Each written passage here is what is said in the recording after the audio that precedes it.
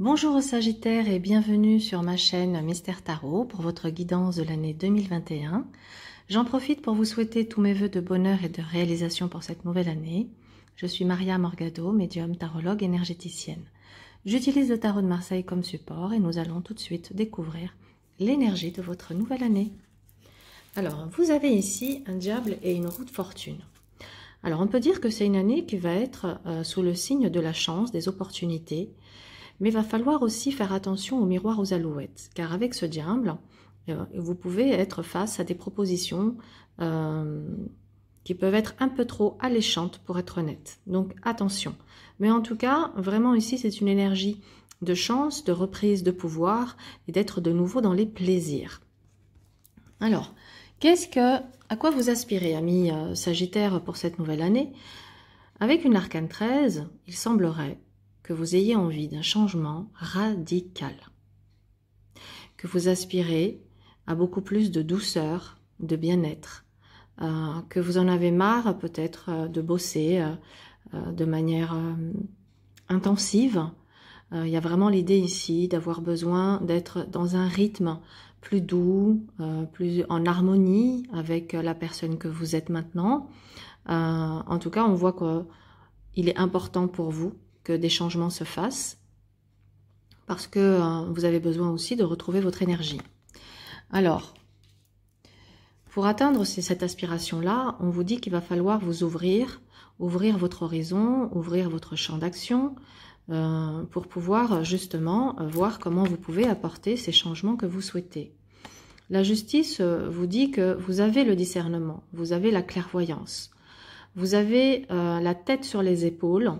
Et du coup, vous avez une qualité de jugement qui est fiable. De ce fait, vous pouvez vous fier à votre jugement qui est de qualité pour prendre une décision, un positionnement et trancher.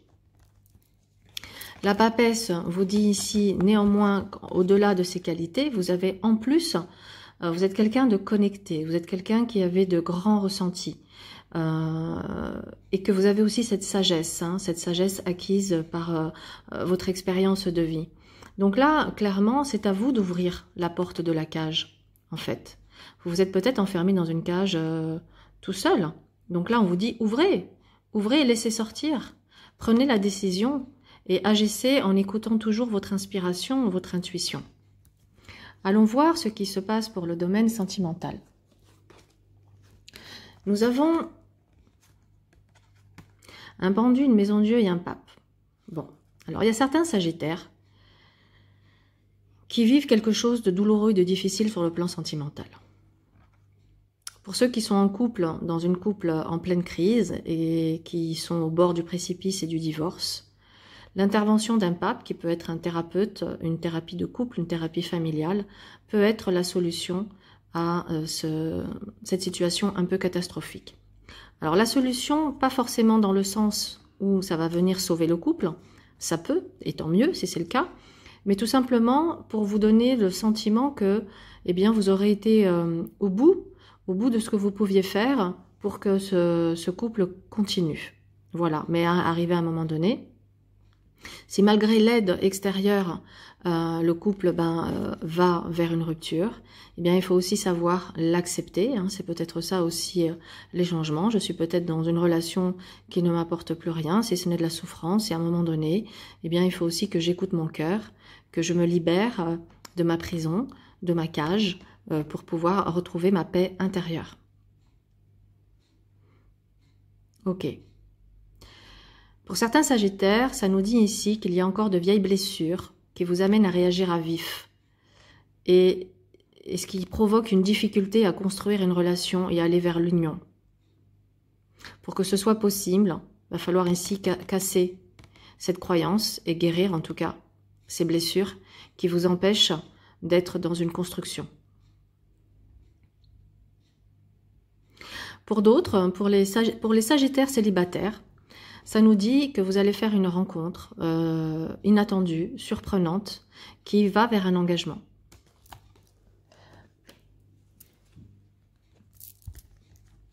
Votre problématique sentimentale, c'est qu'avec ce soleil, il y a une part de vous qui ne croit plus en l'amour. D'accord? Vous y croyez plus.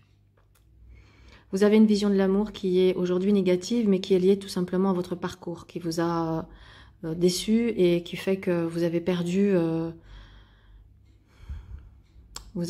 comment dire, la joie. Il y a une difficulté aussi à ressentir de la joie, à ressentir du bonheur dans une relation de couple peut-être. Donc ici, on vous dit qu'il va falloir vous ressourcer auprès de la nature, qu'il va falloir également, pour casser cette croyance ici, faire peau neuve. Faire peau neuve, qu'est-ce que ça veut dire? Ça veut dire je me débarrasse de mes anciens conditionnements qui aujourd'hui me desservent. Je prends conscience, si c'est nécessaire de le faire avec l'aide d'un thérapeute, je me fais accompagner d'un thérapeute, mais je prends conscience de mes comportements, de mon état d'esprit qui me dessert. Et c'est de cette manière que je vais pouvoir retirer mon armure, que je vais pouvoir me montrer tel que je suis, sans avoir ce besoin de me protéger en permanence. Car à force de se protéger dans sa tour d'ivoire, on devient inaccessible. Hein, et c'est pas le but recherché. Donc pour retrouver le bonheur et la joie et recroire de nouveau en l'amour, je dois me débarrasser de mon armure, faire peau neuve, m'autoriser à être simple, à être authentique, à être vrai. Si je suis vrai, j'attire à moi quelqu'un de vrai. Ensuite, pour le professionnel, nous avons un empereur, un amoureux et une lune. Alors l'empereur nous montre que vous êtes dans vous avez un poste stable. Donc vous avez la stabilité et la sécurité matérielle, professionnelle. L'amoureux montre que vous êtes dans une activité, voilà, qui vous plaît, que vous aimez. Mais en même temps, il montre aussi que peut-être vous êtes actuellement en réflexion parce qu'avec cette lune, il y a aussi des choses qui vous déplaisent, qui ne vous apportent pas satisfaction.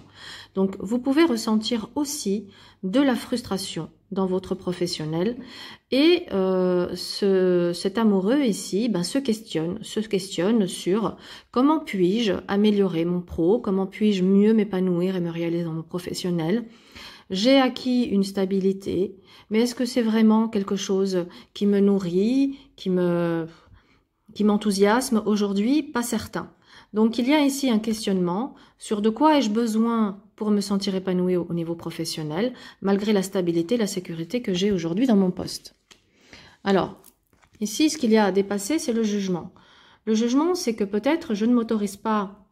Vous avez envie de liberté, vous avez envie d'indépendance, et je ne me l'autorise pas à cause de ce que les autres vont dire, vont penser. J'ai peur qu'on me prenne pour un fou, pour une folle. Si je dis que je quitte, si je dis à mon entourage, bon, je quitte mon job parce que ça me plaît plus, j'ai envie de me lancer dans autre chose, vous avez peur que les autres vous pointent du doigt et vous dénoncent comme quelqu'un, comment dire, d'inconscient. Donc, cette peur du jugement, c'est celle qui vous empêche aujourd'hui d'aller vers cette liberté, cette indépendance que vous recherchez. Au niveau financier,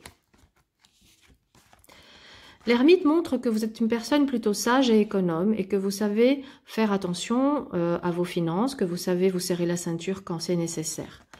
L'impératrice montre que vous avez la tête sur les épaules, que vous savez vous faire plaisir. Et la force montre que vous maîtrisez parfaitement vos finances. Donc ici, on a affaire à des personnes qui sont des très bons gestionnaires et qui arrivent, même s'ils ont peu, à faire des merveilles. La problématique, c'est qu'on peut être par moment dans une forme d'insouciance face à l'argent. Ou alors l'autre problématique pourrait être j'ai du mal à économiser parce que tout ce que j'ai me file entre les doigts. Donc ici, on vous invite pour régler cette problématique avec le chariot à vous fixer des objectifs. Des objectifs où vraiment, avec cette impératrice, définir clairement vos budgets. Peut-être que jusqu'à maintenant, vous arriviez à gérer vos finances comme ça, comment dire, avec l'expérience de la vie, mais sans forcément vous mettre noir sur blanc concrètement le budget pour tel domaine et pour tel domaine.